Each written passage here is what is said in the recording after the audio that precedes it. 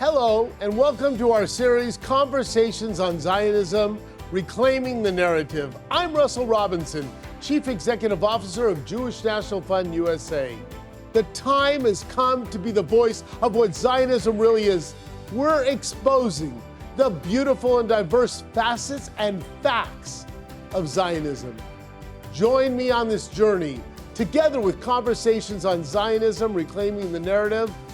This is Zionism.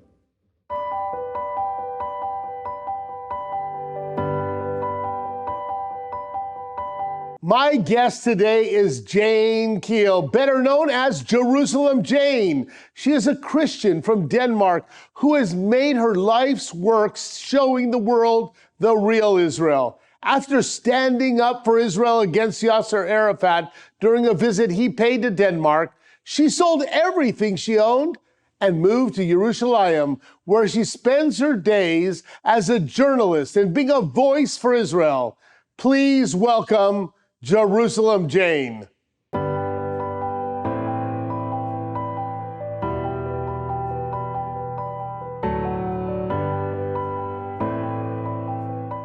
I am so excited. I'm here with Jane Keel, Jerusalem Jane. So I'm going to start there. Welcome to our show on ZTV on the Zionist Studios.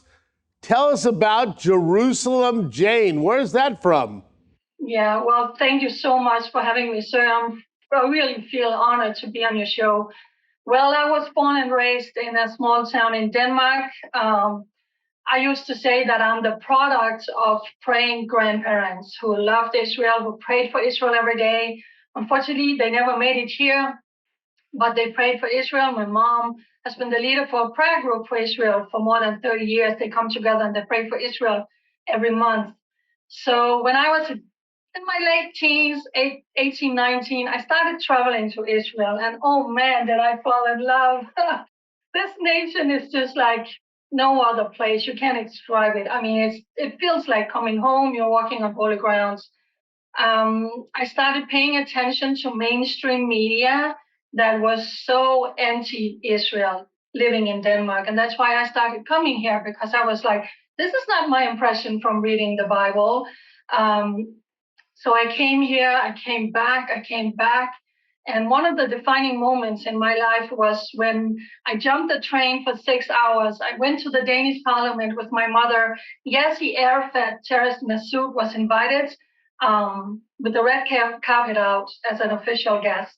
And everything inside of me was just turning, because I knew how much Jewish blood he had on his hands. So my mom and I traveled to Copenhagen, into the Danish parliament. We took two huge Israeli flags, and we stood there when he arrived with his whole entourage, because we decided he is not going to arrive in Denmark without seeing someone standing for Israel. Wow. So I'm gonna have you tell more on that story, Jane, but I'm gonna get you back a little bit about you. You learned the Bible. You learned from your grandparents, your parents, about Israel. I want you to tell our guest here today, non-Jew, you're arriving in Israel, it's your first trip. You've heard all about this place. Give us those first hours. Give us that first day. What was going through your mind about what the Bible said, what the news is saying, and now what you're experiencing? I couldn't stop crying. I'm telling you, when we hit the ground in Ben Gurion Airport, I was just crying. We were with a tour group. My first 3 visits here was with tour groups. And I was like, oh my, first of all, it was hot. But coming here after reading in the Bible for so long and having my grandparents pray for Israel every day, my mom always was wearing this year after year after year. Coming here, I can't explain it. It's that feeling of home. It's that feeling of longing. It's that feeling that Israel is so much more than walking in Jesus' footsteps, which I know that a lot of Christians are doing. In one of my first trips, we met a young woman, a mother whose daughter was blown to pieces by a suicide terrorist. And that was, again, a defining moment for Jane Keel in saying, wow, I mean, as a Christian, yes, this is the land of the Bible and all the Christian things, but there is so much more. This is where kings and prophets walked. This is where the Jewish people don't know if we go to the supermarket, if we go on the streets, if we're standing waiting for the bus, are we going to come home or we're going to be killed by terrorists? So coming here to Israel, my eyes just opened to what an incredible nation this is and how there's so much more going on that mainstream media for sure did not tell. Because if you heard something in mainstream media, it was Israel did this and this and this, but not about what happened to the Jews. So it just changed my life coming here on the very first trip. So you're reading it, I just find it so fascinating because your tour guide is your Bible. It's your grandparents, it's your parents. Obviously, you're well read and you're watching news, mainstream media, who's telling you about this dangerous place, this terrible place, these terrible people. You arrive, you experience the reality of Israel today, the beauty and the history, the pages of the Bible coming alive. And you made then a choice to become Jerusalem Jane, and I'm going to get to the later about what that happened, that you were going to go protest when, and what was the year the Yasser Arafat came to Denmark? I think it was in 2001, actually. If I wrote a whole testimony about that. I will never forget, you know, the police came, there were 200 police officers. They came to us and they were like, what are you ladies doing? I was like, we're not doing anything. We're just standing here. And he was like, yeah, you know, you can't be here because we were literally standing at the front door to the Danish parliament. So he shows us out to the other side and we're standing in this roundabout where all these cars are coming in central Copenhagen. And this young guy crosses the street. And we are just two little women standing there. And he comes all the way up to my face, very good looking in a suit. And he was saying, why are you holding my flag? Wow. So it was a young Jew living in Copenhagen. So my mom said, Yasser Arafat's coming. We just want to show him we're standing with Israel. And he literally bursted into tears. And he said, and now I'm getting emotional, but he said, every time I see something like that, it's because people are burning my flag out of hate for the Jews. Thank you, thank you, thank you. And if I could, he was like, if I could, I would be here, but he had to go to a meeting. And my mom and I was like, if it was for him alone, it would have been worth it. It would have been worth it. God says, comfort, comfort my people. So we just stood there and his whole entourage came, passed us this way and passed us this way. One of his advisors actually flipped us the finger when they saw us standing there with the Israeli flag. The rain started pouring down. I felt like God was crying from the sky on behalf of my nation, like the red carpet out for Yasser Arafat, the man who has all of that blood on his hands, and now you're welcoming him. Short story, many, many years later, when I was living in Eilat down in Israel, I was at a meeting with some lady, I think it was 11 years later, and I'm telling this story, and this woman from England, she turned pale, and she said, that was you? And I was like, what? And she said, I saw you on British TV. They were in Copenhagen making a report about Denmark welcoming Arafat, but the news crew filmed you and your mom, which we, by the way, didn't see. And she said, and the news reporter said, I guess someone in Denmark doesn't agree. And she said, I started crying because as a Jew, seeing just two little ladies standing with the flag, what are the chances that 11 years later in a house in Israel, I'm meeting a woman? So that was just, for her and for me, it was just remarkable. I think that was my first kind of activism, if you want to use that word. But for me, it was just like, you know, I was like, no, this cannot be happening. You cannot throw out the red carpet for a terrorist like that. And at least I am not doing something. I'm Zoe, and I'm from Dream Israel, an incredible teen travel initiative at Jewish National Fund USA. Let me tell you what Dream Israel is. Through this initiative, any high school student can receive a grant of up to $7,500 to put towards their study abroad program in Israel, with one of Jewish National Fund USA's academic partners. How do you earn this grant? All you need to do is fundraise for a Jewish National Fund USA philanthropic project in Israel. Without this Dream Israel grant, I would not be able to be here in Israel. Thank you, Dream Israel. Thank you, Dream Israel. Thank you, Dream Israel, for making my dreams come true. Take the trip of your dreams with Dream Israel and Jewish National Fund USA.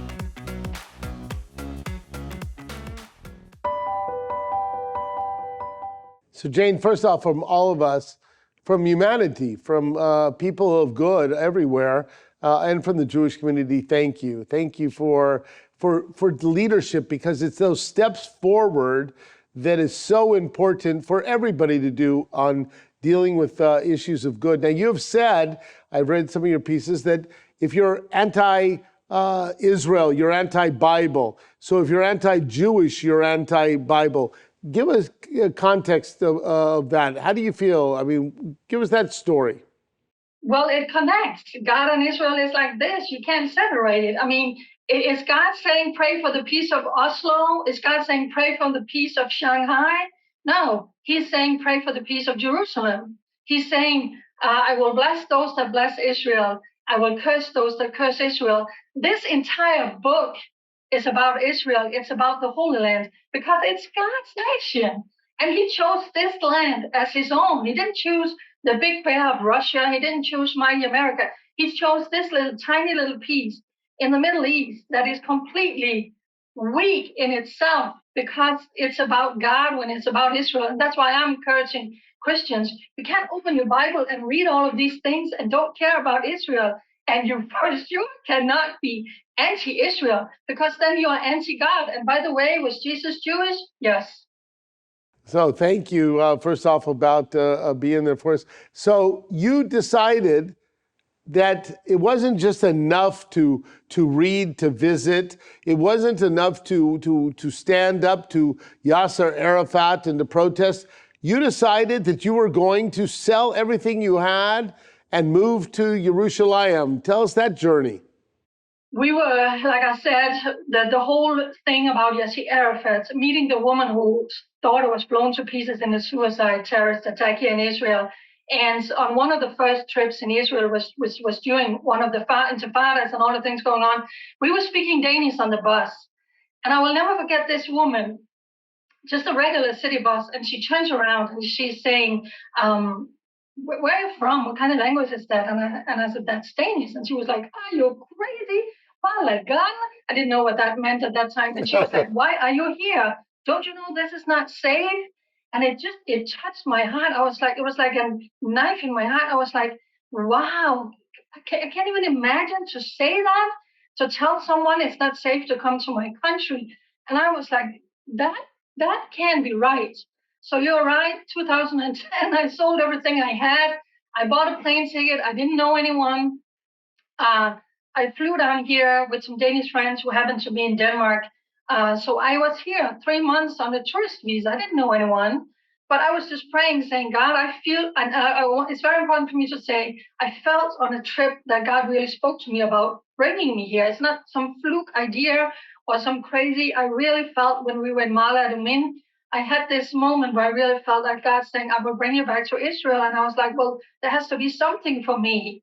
So because of visa, I was going in and out, but just using so much time in prayer and getting to know my way around Jerusalem and everything. And because I was here, I started paying attention to all the things that's happening here, good thing and bad thing that mainstream media didn't report.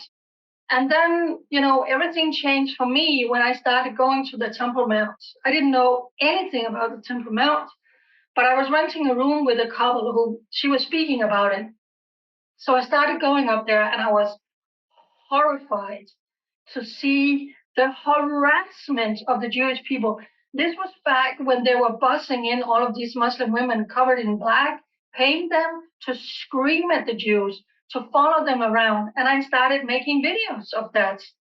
And I was like, you can't be serious. I mean, my mom taught me better. If you want to be treated with respect, treat other people with respect. And the way they treated the Jews, I was like, you can't be serious. At least I know there was a first and a second temple up here. I know this is the holy place. how in the world can it be that the Jews are being treated like this and nobody seems to know about it? So when I get one of those little phones where you can record a video, I started making videos about that. I started sharing it out to the world, and that just kind of got picked up and picked up. It's also important to say I made a page on Facebook in 2011 called Israel One Nation. It's not a two-state solution. God gave you this land. And so I started writing on that page. I started sharing photos and videos, and that just kind of picked up and picked up. There's 200,000 followers today. So people started picking up on those videos saying, who is this blonde woman who is running around on the Temple Mount talking about Jewish people being harassed? Of course, the Muslims picked up on it too. So I received some threats. They followed me around. One day I received all of these photos where they literally was right behind me taking my photo down by Damascus Gate, walking behind me all the way down the Muslim quarter, walking behind me around on the Temple Mount, all the way back, taking photos of me. And they sent it and they said, Jane Keel, we know who you are and what you're doing. Leave our access in peace. Well, don't tell me stuff like that and don't expect me to respond. So I wrote a public response saying, you are cowards. If you want to threaten me, just, come to my face. So that just made me even more go to the Temple Mount. And now they knew about me. So one time, one of the guards, the Waqf, he literally took my phone and he just deleted all the photos and the videos that I had just made, which of course he's not entitled to. And then let me just finish by saying this. Everything changed after I saw the Hamas flag, the Hezbollah flag. I was like, if they can do this, go and do that on the Temple Mount, I can go and do this. And I was doing Shema Yisrael, Adonai, Eloheinu, Adonai Echad. And I filmed singing Shema Yisrael on the Temple Mount. And I said, if they can glorify Hamas, I can bless Israel. And then everything just poof. Wow, first off, beautiful voice. You have an opportunity to be a cantor as well.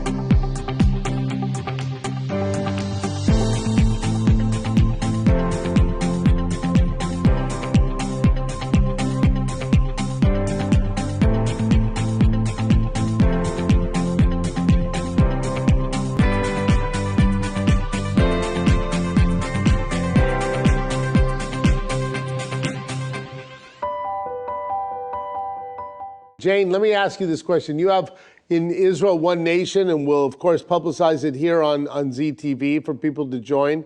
You have over 200,000 followers. I know you'll have the anti-people, but the conversation that you're having with the people that don't know, give us some of those stories and what we, you, all of us need to do. We'll have the ones that love us and we'll have the ones that hate us, but the ones in the middle that just don't know the story, tell us about some of those conversations. But that's why I'm doing what I'm doing, because people are just not educated. It even comes to Christians who is writing to me from around the world saying, we don't really hear about Israel in churches today, which it's a disaster. It's a disaster. And that's why when the BDS, which I hate to say, is doing a tremendous job with the lies, the propaganda about the occupation, about the apartheid, if that's all you hear, then that colors you, that colors your opinion. So I am telling people, and that's why I have so many people following me around the world. And I hear that literally every other day. People are writing, wow, we follow you because we don't know these things. We don't hear about these things. So that's where I'm saying, okay, so follow me, that's one thing. But come to Israel, it's so important to come here. that changed my life to come here and to interact. And I have written several blogs about this also for Jerusalem Post, where I'm saying to Christian, listen, you need to educate yourself. And it's important for me as a Christian to say, I know when you come here, you want to run around and do all in the footsteps of Jesus. I get that. But please go to Judea and Samaria. Go meet the soldiers. Go meet the brave pioneers in Judea and Samaria. Meet people who lost someone in a terror attack, because this is also Israel. I can't help sometimes to think, what are the Jewish people thinking when they see all the Christians coming in their little buses and they're running around doing their things and they leave and that was it. No, get involved, get active, because the other side is doing very, very well in the propaganda and the lies, and also bringing people here talking about how apartheid this is. So that's what I'm trying to say. Listen, I'm just a little voice. I'm a little woman. What can I do? I have a little phone. It is a cracked screen. I have a computer. It's a miracle. It's working. It's 8 years old. But I think God is saying sometimes, what do you have in your hands? Just, what do you have in your hands? And I'm just trying to do the best of what I have, what I'm working with, and I'm reaching the world. Today, it literally only takes a phone. So I'm just trying to do the best in educating people who follow me. Well, it takes a voice, and it takes somebody who has leadership and somebody who has good conviction and compassion and cares about making the world a better place. So it takes a lot. The phone, the computer, all that helps, but there's been a lot of movements and that have continued and continued and continued without all the tools. But you got to just have people who are going to use them. So I'm going to throw some questions out to you that I know that I've read on your sites. When people say, "Well, isn't Zionism apartheid?" What do you answer? You know what? I feel I am breathing Zionism just by waking up in Jerusalem. So tell us that, Jane, give us the description too. You're waking up in Jerusalem, you're walking down the street. Who do you see? For the audience, I want them to see beyond just your phone, but what you're seeing, people from all different nationalities, correct? Yeah, and that's why people are going crazy. If I literally just walk down Ben Yehuda streets, or if I walk down King George and I just take and turn on my live on Israel One Nation, and just say, walk with me, taste Jerusalem. Because listen, there's a lot of people who can't come here. They can't afford it, or they're old. So, I know that. So they're like, yes, more videos. We want to taste. We want to see. And some people are like, oh, wow, it's quiet. I mean, some people think it's a war zone. I'm like, what? No. And so many people are also writing, is it safe? Is it safe to come to Israel? And I said, I'm more safe here than walking in New York, or maybe even some places of Copenhagen. That's why it's so important to come here. People are truly, truly surprised. And then people write to me when they have been here, I never felt more safe. I never felt more safe. It's peaceful. We are sitting at a cafe. The police are patrolling by. The IDF is here, but it makes us safe. Apartheid, Zionism, are you kidding? The Jewish people are home in the land that God gave them. They are fulfilling prophecies. Prophecies are being fulfilled. I'm waking up in Jerusalem where kings and prophets were walking down the street. If you want to know about this country, open the Bible, read history. Is it called debunk in English? All the lies of apartheid. Apartheid, come on, how many Arab politicians is in Knesset? Of course it's not apartheid. This is the only democracy in the Middle East. So here you are, a non-Jew living in Jerusalem, taking people on walks and letting them through you taste, feel, and see this great country. Tell us about some other sites that you just love in Israel and you want people to come and see. Oh, where to begin? Oh, come on. I need to do more traveling, by the way. I need to get more out of the city.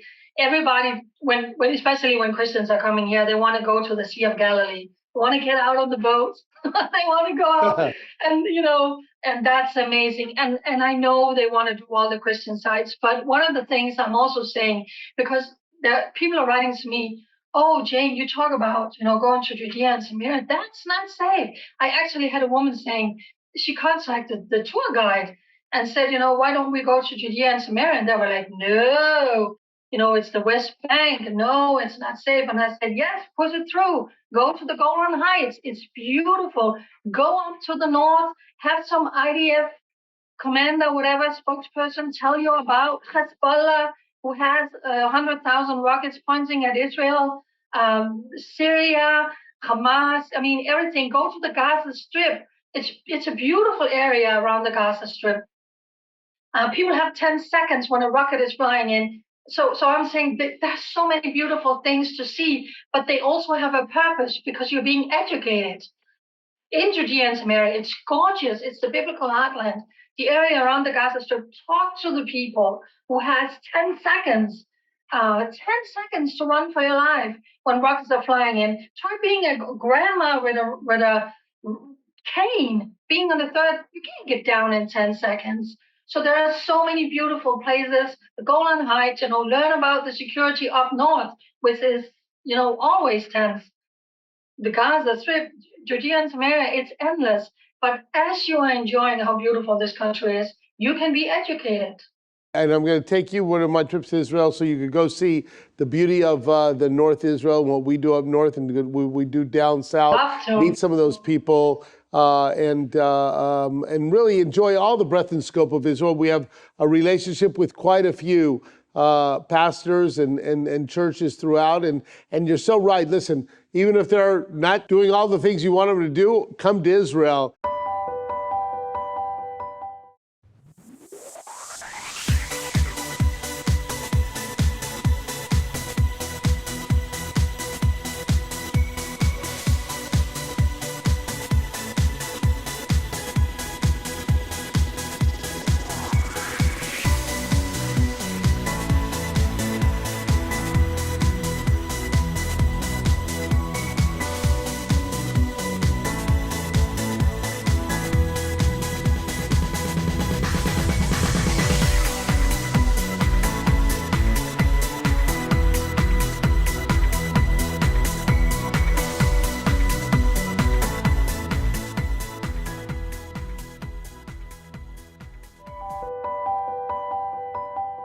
You're a self-imposed media star. Jerusalem Jane was a word given to you because you were making the noise and telling our story. So with over 200,000 viewers, without that media platform, you started from zero. You sort of just jumped into it and said, I have to do this. It's for your own biblical reasons, but it's inside. It's a feeling of who you are. Tell us, the audience out there, young people, Jew, non-Jew, what do they have to do, Jane? What do you want them to do? How do you want them to be on that media platform and communicating? You see my fingerprints? Nobody has my fingerprints. That means I'm the only one who has my destiny. So what God has called me to do, I am doing. You are doing tremendous in what you are doing, but we all have a voice. We all have eyes, we all have ears, and we can all see the injustice when it's coming to this nation. And God, thank God there are millions of great people around the world who sees that. So that's what I'm saying, start speaking up. Start speaking up, even if it means for a young L, Jew, not Jew. I mean, if you see something, do something where you are. It's not just about coming to Israel. It's about being active in your country. Like when I traveled to Copenhagen, to stand against Yasser Arafat. But we are living in a world now with technology and social media, and you reach a lot of people. And again, allow me to just say that the other side against this nation are so powerful. They are so well funded. They have governments, NGOs, European Union. I mean, UNRWA, look at all the things that's going on. It's horrendous. I will never be out of a job because there's always so much to speak about. So people seeing that, I think there's just this, many people are thinking, oh, I don't have to do anything, someone else will. There are too many people thinking that. We can all do something, big or small. If you see something in your country, call your politician, write an op-ed for your newspaper. In Denmark, we were having all of these pro-Israel rallies. We were walking down the street. We need police protection from Muslims who were attacking us, not for talking about Jesus. No, they don't care. But when we started carrying Israeli flags in Denmark, oh boy, we needed police protection. Today, do something, make a rally, make a letter, go online. I mean, everybody can start an Instagram or something. And I also, because I am being tremendously limited in my Facebook, unbelievable. If I upload a video, nobody today is basically allowed to see it. So caring is sharing.